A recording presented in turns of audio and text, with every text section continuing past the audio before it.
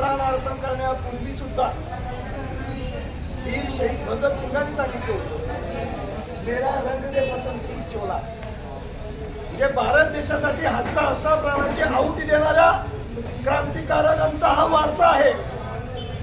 अंगठा छाप प्रधानमंत्री, तडीपार संरक्षण मंत्री आणि पेपर फोडणारा धर्मेंद्र प्रधान सारखा नालायक शिक्षण मंत्री,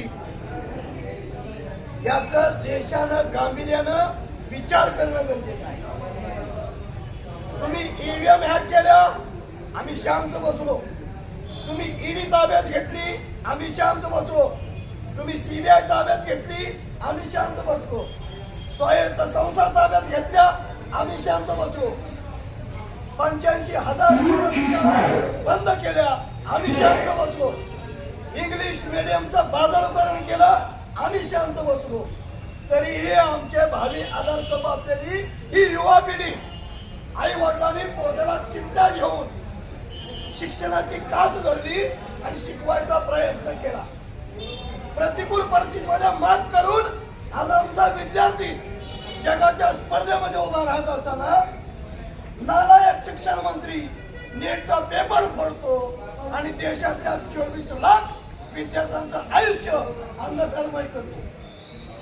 आम्ही आजपर्यंत सगळं सहन केलं, मात्र आम्ही आता सहन करणार नाही.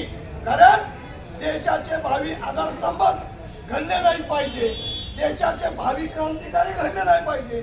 ही जर भूमिका अमित शाहीची असेल, ही जर भूमिका मोदी शाहीची असेल, ते असल्या शाही आम्ही पायाखाली पुरवल्याशिवाय राहणार नाही.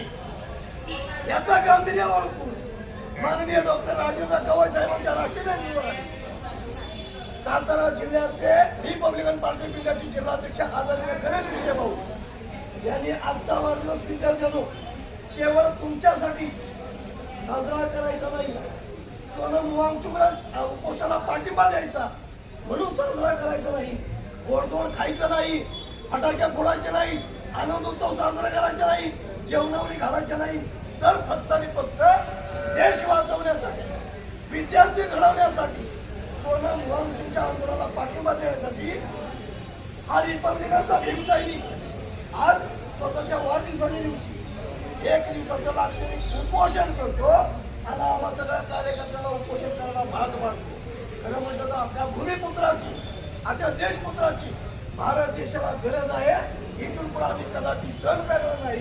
म्हणून आता विद्यार्थी म्हटले, सरफरोशी की तमन्ना अब हमारे दिल में, देखना है जोर कितना बाजू ये इनकलाब जिंदाबाद, इनकलाब जिंदाबाद, इनकलाब जिंदाबाद.